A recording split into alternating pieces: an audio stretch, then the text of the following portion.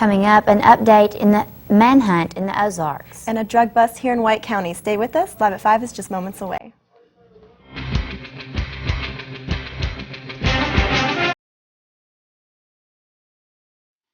From the Reynolds Center at Harding University, this is TV 16 News live at 5.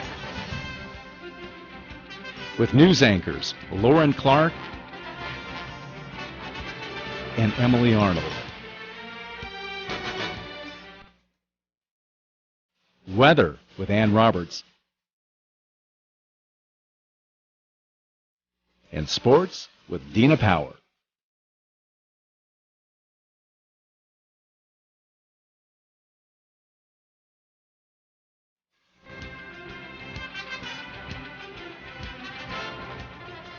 Welcome to TV 16 News Live at 5. I'm Emily Arnold. And I'm Lauren Clark. In the continuing manhunt for two men in Van Buren County, officers have found clues that the men may still be in the Allred area. Yesterday, air and ground crews in the 50-acre search area discovered an ATV and some water bottles. Officers say this is evidence that the men may still be hiding in the area. 49-year-old Mark Holsenbach and 28-year-old William Frazier shot a trooper on Monday. Officers are also linking the men to the disappearance of Ted and Ann Throneberry. The couple disappeared from a remote area in Allred 3 weeks ago. Holsenbach and Frazier shot at the officer when they were served a search warrant in connection with the disappearances. The Van Buren Sheriff's Department is now offering $1,000 to anyone with information regarding Holsenbach and Frazier that could lead to their capture. White County Sheriff's Department Sergeant Wendy Landis and Deputy Charlie Perry searched property drugs yesterday. The Sheriff's Department has information about possible drug activity just north of Providence off Highway 157. The deputies searched the area and found items involving manufacturing of methamphetamine in the Portal building and the yard. Narcotic investigators were called to the scene. Chucky Lee Corder and Kathy Corder were arrested and charged with manufacturing a controlled substance. Bond has set for $50,000 each. A homicide in West Little Rock leaves a family asking for help. 22-year-old Cornell Blunt's family is looking for information about their son's death. Blunt was shot inside his apartment on February 20th. The family says he might have known the person that shot him. Police will give the person who has any information leading to an arrest up to $1,000. Callers who would like to remain anonymous should call Crime Stoppers information. City employees' pocketbooks just got a little heavier. Searcy City employees were awarded a raise by the City Council Tuesday night. The total increase in annual pay is about $200,000, or about 3% over the current pay total. The city's executive assistant and human resource director, Jay Schock, says they used to give a blanket across-the-board raises to everyone. The new step grade policy allows for a systematic way of reviewing each position. The policy gives each department a high and low range salary. In addition to the step grade system, it also made the existing longevity package bigger, which has given police officers and firefighters. The 9/11 Commission has been holding hearings behind closed doors for months. The last 2 days have given the world a chance to hear a parade of sobering facts, including failures and shortcomings that apparently contributed to the 9/11 attacks. Relatives of the 9/11 victims were among those present at the hearings. Reportedly, Osama bin Laden held a press conference in February 1998 to declare open war on the USA. Some of the witnesses apologized, saying they didn't get the job done. Former White House terrorism advisor Richard Clarke said, "Your government failed you, those entrusted with protecting you failed you, and I failed you." Many families left in protest when the president's national security advisor, Condoleezza Rice, chose not to testify. After the break, we'll have the latest on the race for the White House, but first, TV 16 asks Harding students their opinion on today's weather. I love it. I'm from Texas, and so I'm used to the warmer weather, the flip-flops, the short-sleeve shirts, and so I'm ready for it to be springtime. I'm kind of tired of the winter. I just woke up. I like the wind. Yeah, I'm used to it from Texas. Like it? I think it's very beautiful. There's a lot of stuff to do around here outside. I'm really enjoying it. Well, I like it warming up a little bit, but I kind of was disappointed it didn't get really cold because I like the really cold weather. But I'm glad it's warming up so we can play outside and have fun with each other.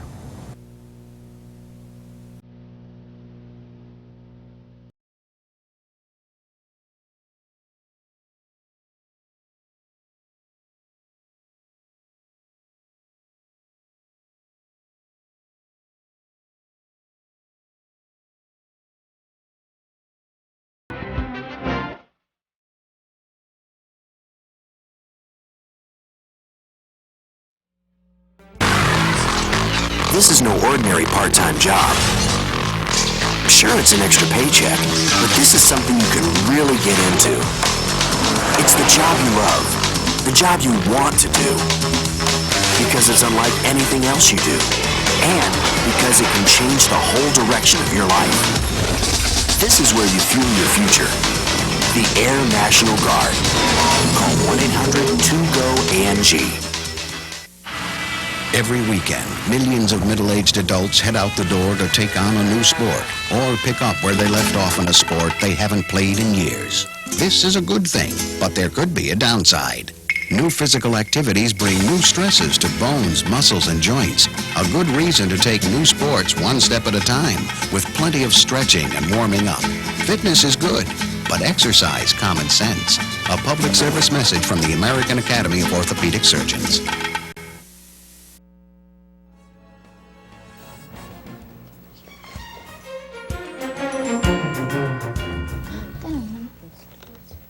John Kerry is back on the campaign trail. He spoke to the National Newspaper Publishers Association today in Washington. While in the Capitol, he's also expected to get the backing of a former rival. Howard Dean is expected to endorse Kerry at a rally today. Kerry is returning from vacation in Idaho. He has racked up enough delegates to clinch the Democratic presidential nomination. A McGee police sergeant is fired after refusing to pull over when he was approached by flashing blue lights. Arkansas State Police Trooper Calvin Fells attempted to pull over Sergeant Philip Brandy after he was clocked at going 80 in a 55 miles per hour zone in his personal vehicle. Brandy, instead of pulling over, led the sergeant on a mile-long chase throughout the town. In an interview, Brandy said he thought a fellow officer was playing a gag at 2 in the morning. When Brandy realized it was not a joke, he pulled over. Brandy reportedly blew 0.05% during a DW test. Police Chief Stacy Contrell says if Brandy goes back to work, everybody at the department will look into going somewhere else. Florida law enforcement remains on the lookout for 2-week-old baby Desiree Rayon. Police believe Desiree was kidnapped from the residence of her temporary custodian sometime yesterday morning. The main suspect is the infant's mother. According to police, Catherine Keller woke up at about 10:30 Wednesday morning to find the baby's mother, Lisa Nicole Steverson, little Desiree, and Keller's 1984 silver Toyota Corolla missing. Keller, Stevenson's next-door neighbor, had been given temporary custody of the child after Polk County sheriffs were called about a domestic dispute between Desiree's parents. The sheriff's office has already issued an arrest warrant for Stevenson for grand theft and an Amber Alert featuring the Corolla's Florida tag number G60NPM. Kobe Bryant is back in court today, but this time he won't be facing his accuser. Instead, attorneys will use this portion of the pre-trial hearing to question friends and alleged sex partners of the 19-year-old woman. The young woman did appear in court yesterday, testifying for more than 3 hours. The closed-door hearings are meant to help the judge decide if the woman's sexual past can be introduced at the trial. Bryant's lawyers are expected to try to have some of the evidence against him thrown out, including the statements he made to police. The Dow is up 170.59, closing at 10,218, and the NASDAQ is up 57.69, closing at 1,967 points.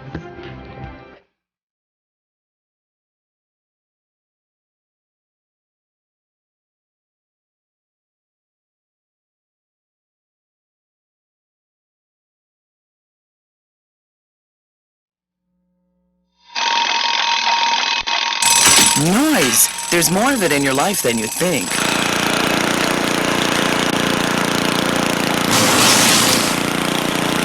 Cloudy skies with flurries today. Everyday sounds from household appliances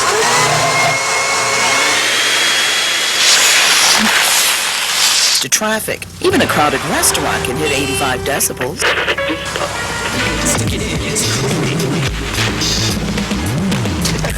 Audiologists know that 85 decibels day after day can cause permanent hearing loss.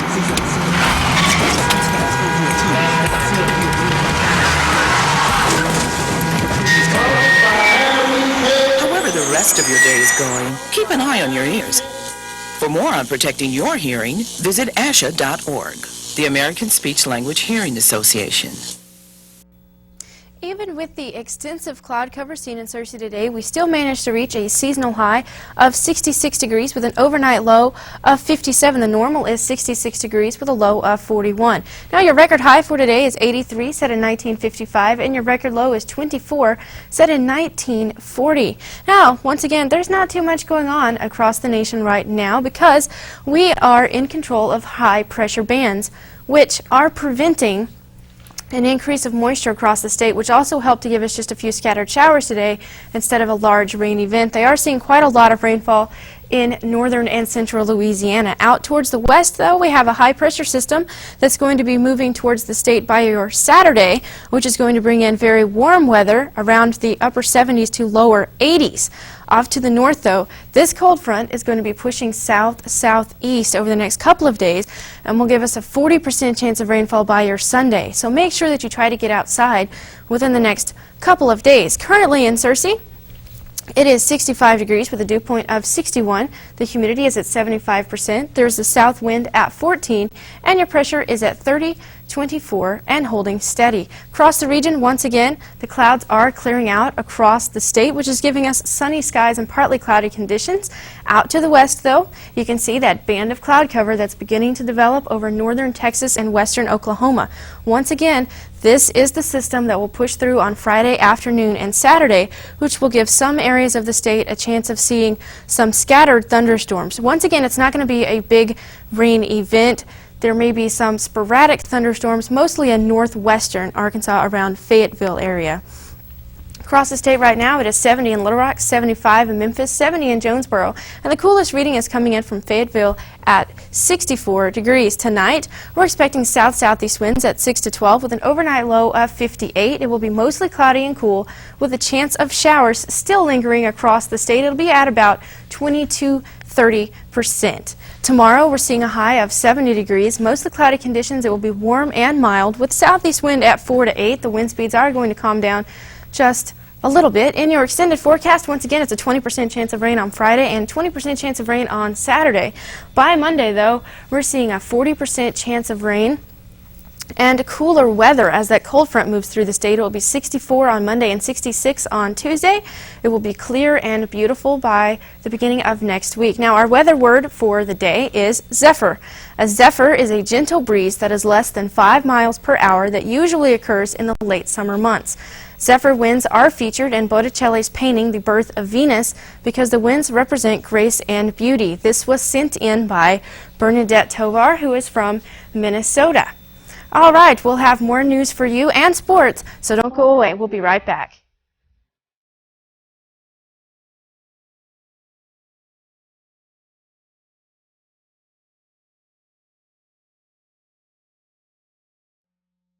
Like a plague, poverty infects half the world's people. It's a ruthless killer, striking innocent children and their families. But there is a cure, and it's in your hands.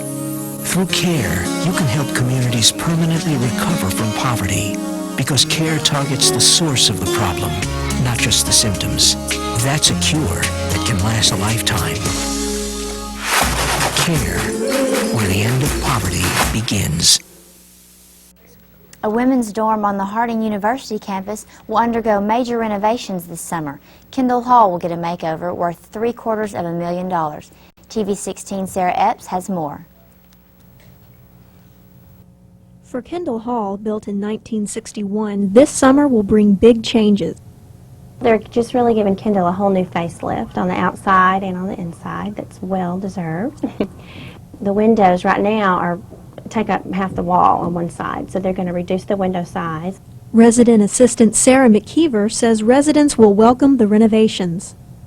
The girls coming in are really going to love the changes because the rooms right now are really lacking in just function and just the prettiness factor. But the work won't be done only for cosmetic reasons.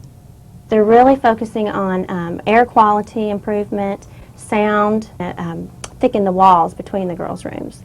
Those make it quieter, and then they're working on the plumbing a lot. So those are big improvements. Remodeling has already begun in one room downstairs. They have added the new woodwork cabinets and closet doors. They have added some new counter space. They'll be doing more things this summer. Reporting for TV16 News, I'm Sarah Epps. A change in activity plans excites many spades players. This weekend has been set aside for the Activity Extreme Fall, but due to unforeseen circumstances, it will not take place. Instead, there will be a spades tournament. It starts tomorrow night at 7 o'clock. The sign-up sheet has been posted on the bulletin boards outside the SA office till 5 this afternoon. If you are unable to sign up, be sure to come anyways and cheer everyone on. The winning team will receive $100 for their efforts. Spring fever has hit Searcy, and many students are hitting up the local skate park. TV16 reporters Kim Frizzell and Anna Brindley checked out the skate park and the local skater boys. Let's see what they found out. Well, this is our skate park. Yeah, it's pretty nice. There's people here friendly. We started coming out to the skate park probably about, I don't know, 3 or 4 weeks before, the break, and formed a team called Team Totally. I try to skate on every ramp every day. You can watch people that are good, and it's the way you learn. You watch people that do tricks, and you just keep on trying. Don't give up. I met these guys, and they'll teach us how to do flips or grinds and stuff. My boys come out, we rip it a little bit, do some totally awesome stuff, bust out the pipes, do some manual and some kick flips.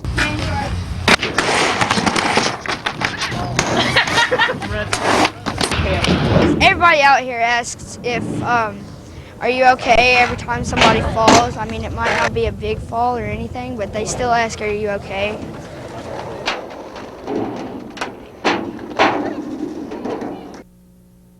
Richard Simmons, known for his Sweating to Oldies exercise video, has been cited for misdemeanor assault. The incident happened as Simmons waited for a flight in Los Angeles at the airport in Phoenix, Arizona. Simmons allegedly slapped a male airline passenger for making a sarcastic remark about one of his exercise videos. No one was injured. A Phoenix police sergeant says the man Simmons allegedly slapped cage fights as a hobby. Following the incident, airline officials allowed Simmons to board the LA flight.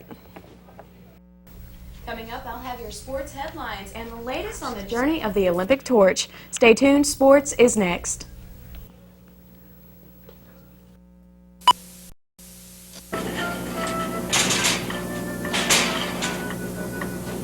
What is that thing?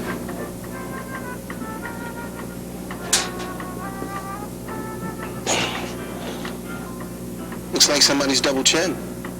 Must have lost the slack in some vegetables. Somebody's gonna trip on that.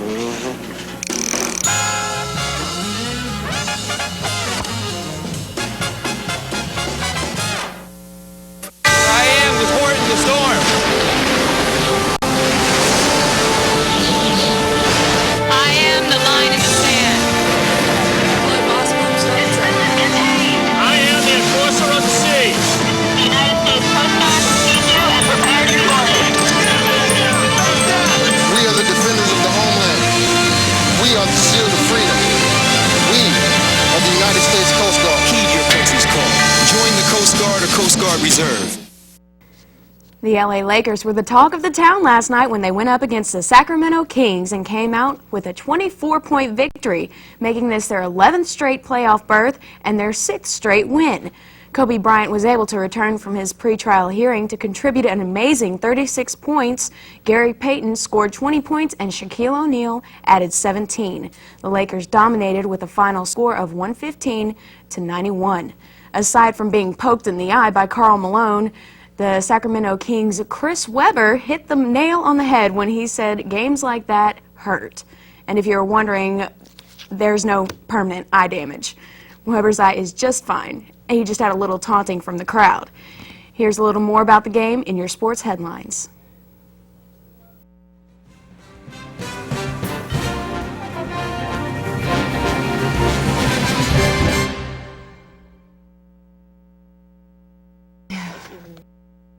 Official fight to the finish for the NBA's Pacific Division title. LA thumped Sacramento 115-91 behind 36 points from Kobe Bryant, who was in court in Colorado for his rape trial earlier in the day. The Kings have lost 4 of their last 6 and now lead LA by just 2.5 games. Ron Artest scored 20 points to lead 6 Pacers in double figures.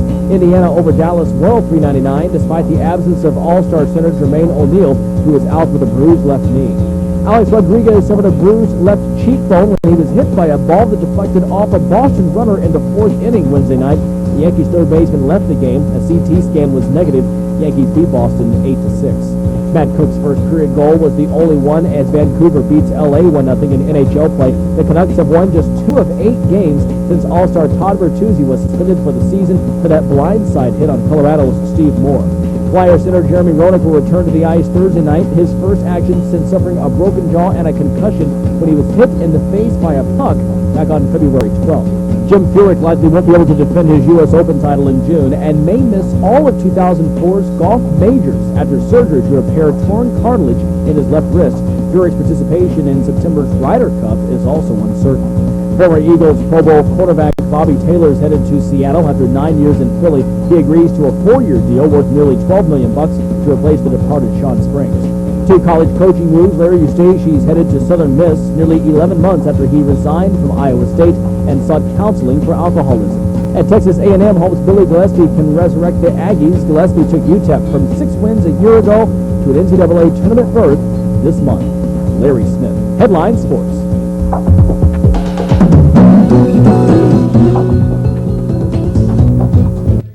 One of the greatest traditions in international sports got underway in Athens earlier today. Thousands attended the lighting of the Olympic flame. Greek actresses playing the part of priestesses supervised the igniting of the flame using a mirror to magnify the heat of the sun. The event marked the start of a journey that will take the Olympic torch around the world in the next 5 months. Some 3,600 torchbearers will carry the flame more than 70,000 kilometers before returning it to Athens for the Summer Games in August. U.S. congressmen are familiar with the courtroom, right? Well, yesterday our congressmen took their game to a different court. We'll tell you more after the break.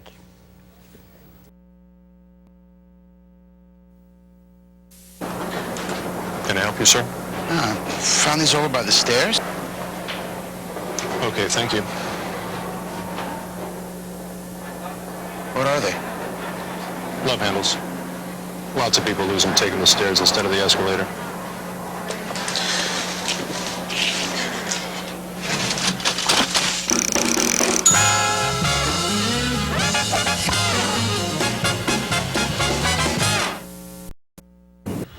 Democrats and Republicans are used to fighting it out on the floors of Congress, but once a year members of Congress move the trash talking to a different venue, when the Dunkin' Donkeys and Fighting Elephants mix it up in the hardwoods. Hoop shooting members of Congress suited up the Congressional Basketball Classic last night. NBA celebrity coaches Bob Lanier and Mike Glenn kept the grudge match on track. More than 100 members of Congress have played in the Classic since it began in 1987. Thanks for joining us tonight for TV 16 News, live at 5. Have a good night.